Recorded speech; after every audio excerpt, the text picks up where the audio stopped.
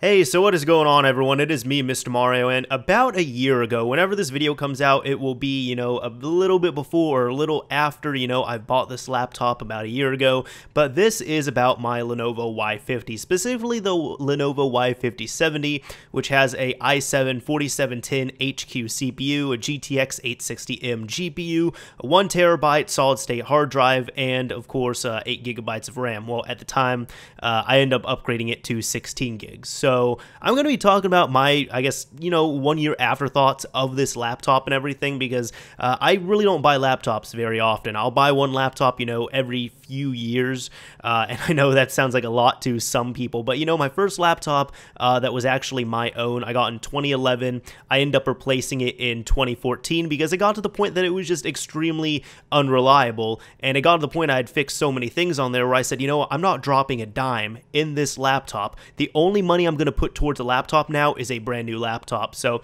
I end up buying this thing.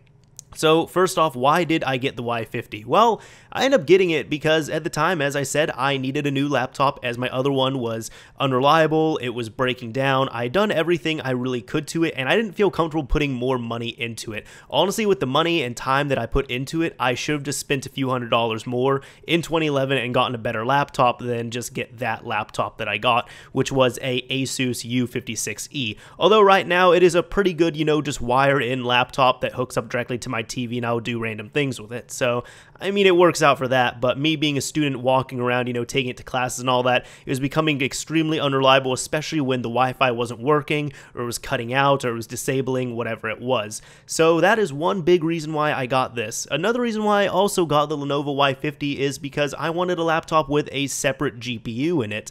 My first laptop just had integrated graphics, and the Y50 itself does have the 860M, which is great for video editing and also, of course, for gaming. The only thing is, I kind of had to bite the bullet a little bit and spend the money on it, which was $1,000 at the time, which it was on sale from, I think, $1,100 or $1,200.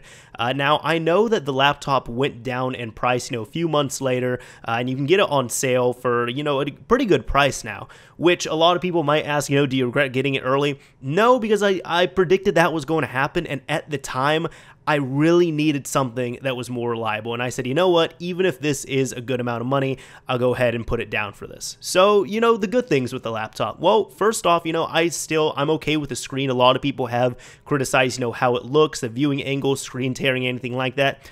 I really haven't experienced anything too bad with that.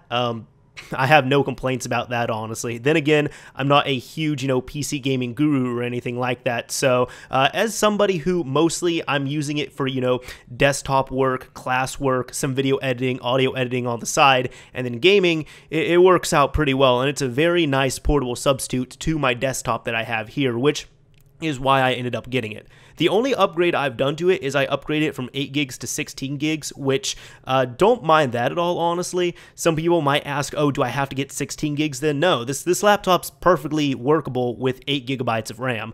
In fact, that might even be overkill for what some people might need to do. The reason why I put in 16 is because, as I said, I do video editing, and video editing is going to be more intense on a computer than gaming, unless you're trying to, play some really advanced games and all that. Now, as for the resolution and all that of what I went with, there are two models. There are the full HD model and the 4K model. I ended up getting the full HD model, and I got, just a matte screen instead of a glossy screen. I like the matte screen more, so it doesn't get reflective or anything. I only really needed to do 1080p, so 4K wasn't super appealing to me, of course, also for the price difference and all that. And I didn't need a touchscreen either. Now, if it did come with a touchscreen, that would have been cool, but I wasn't looking for that either, so I got exactly what I needed, and I got, a little bit more power out of it. Now, what about the bad things with it?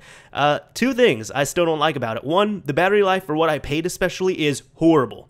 There is no excuse for that. Running it at the lowest possible power settings, pretty much baselining everything, I can get about 4 hours on a fully charged battery.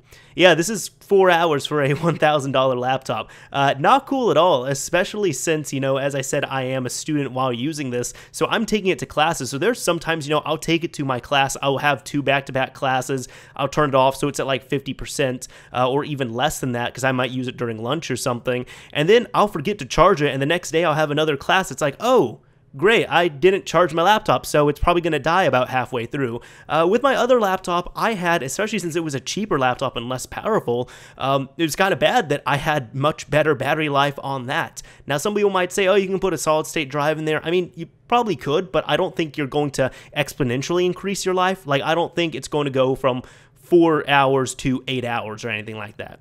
I don't think that will happen, but I'm sure your laptop will run a bit cooler. The laptop has run, it's been fine as well. It doesn't get super hot or anything like that, but the only other complaint I have about it is with the hybrid drive. Now, a lot of people asked, how it works and everything, and this is actually my first venture into using a hybrid drive. Now, for me personally, my ideal setup is I have my solid state drive for my operating system and all my necessary programs, and maybe a game or two. I don't have any games on my desktop solid states though.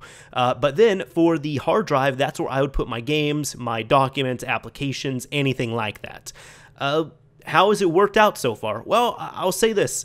It's been about the same since I got it. So the thing is, sometimes it's been better, sometimes it's been worse. So there are times, for example, to boot up the laptop, it might take 4 or 5 minutes until it is completely usable. And that's when, you are doing a bunch of installs or updates or anything like that. Like, oh, if you install like 20 Windows updates and then turn off this thing, the next time it turns on, it's just go get a cup of coffee or something, because it does take a while. And the reason why it does that is because what happens is this is a 1 terabyte hard drive with a 8 gigabyte solid state cache on it. So what it does is the files that are used the most frequent are moved over to that cache, and that is constantly going on. So it's one of those things, you kind of just have to use it. And that's what I've advised people to do. With a hybrid drive, the more you use it, the more common, the most common files that you use will get cached over and everything will just kind of settle. So, after you do a bunch of updates, yeah, the first time, maybe even the second time you use it, it will be slow. But after that, it will be fine for a while. It's still an inconvenience though. But to me, it's not the biggest deal, because honestly, there is a big way to fix it. And the way to fix it would be just to upgrade to a solid state drive, which I could do, but I haven't had a need to do it yet. It hasn't bugged me that badly.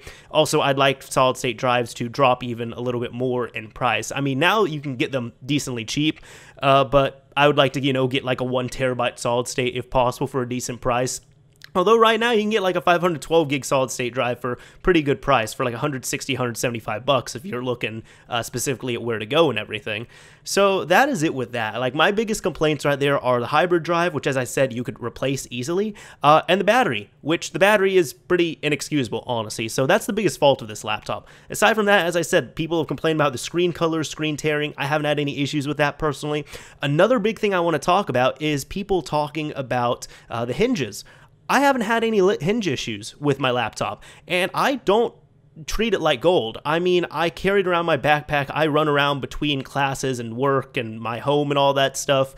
It's been dropped a few times as well too, not gonna lie. That's why I got the warranty on it. And I haven't had any hardware issues with it, honestly. The only, I guess, close issues I've had was where at one point, when I was on Windows 8.1, there would be several times where the whole operating system was having issues with running things in administrator mode, or, running things at startup. So, for example, for some reason, my Dropbox would never load up unless even if I had everything set properly, unless I physically, went to the start menu and found Dropbox and ran it as an administrator. Then it booted up. I really have no idea why. That actually got alleviated when I upgraded to Windows 10. Because of that, I had the free Windows 10 upgrade, and I upgraded my laptop to Windows 10, and I haven't had any software issues since then. So Windows 10, that's a whole nother video, but to me, Windows 10 is really what Windows 8 and Windows 8.1 should have been.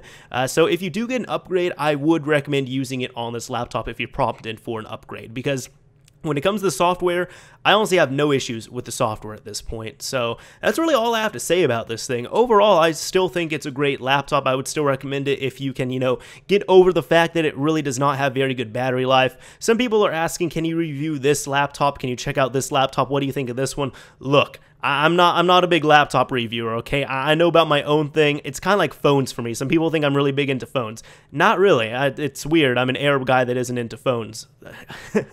Really, the way it works for me is the only time I care about phones or laptops is when I'm buying one. So every few years, that is when I will go and I'll compare laptops and check them out and everything and look at reviews, and then I'll buy one. And after I buy one, I only care about my own thing. I become selfish at that point before I buy another one. So that's really how it is. But anyways, I hope this has helped some people out, because several people have asked, hey, you know, you've had this laptop for 9 months, 10 months, 12 months, you know, whatever it is. It's been about a year. Do you still like it? Have you had this issue? Have you had that issue? No, I'm still very happy with the laptop. I mean, I'm sure there's some people that are going to have issues. I'm not saying that it's a perfect laptop or a good, like, or the best device ever by any means. But one last thing I'd like to address in here, you know, with all the Lenovo stuff coming out in the news saying that a lot of laptops and phones from Lenovo are being preloaded with spyware, I did not have any on my laptop. In fact, I even got an email from Lenovo a few months after this laptop came out, because there was some programs that were preloaded on Lenovo laptops that had spyware on them. So what I ended up doing was I was able to download this program that they provided with me, and I ran it, you know, it scanned the operating system and all that, scanned for the programs, and it was clean. So this laptop never had any spyware or anything on it to begin with, so it didn't have anything like that. People don't need to worry, at least with my model. I don't know about later revisions, but mine has been okay. Anyways, this is Mr. Mario signing off. Thank you all for watching, everyone. Hope this video helped some of you all out if you're thinking of picking up this laptop for, you know, cheaper price now.